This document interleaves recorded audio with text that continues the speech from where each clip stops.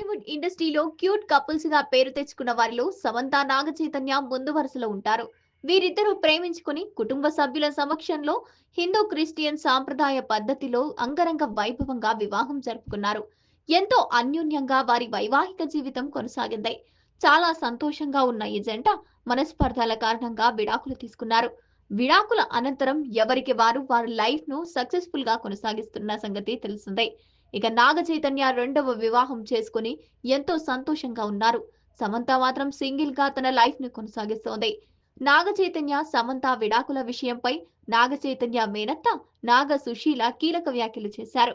సమంత నాగ చైతన్య వివాహం చేసుకుంటామని మమ్మల్ని అడిగినప్పుడు మేము వద్దని చెప్పలేదు. ఆ తర్వాత విడాకులు తీసుకోవాలని అనుకుంటున్నామని చెప్పినప్పుడు కూడా మేము వద్దని చెప్పలేదు. మేము వారిద్దరిని ఎప్పుడూ నిందించలేదు. వారి నిర్ణయాన్ని పూర్తిగా వాళ్ళకే వదిలేస్తామంటూ నాగ సుశీల అన్నారు.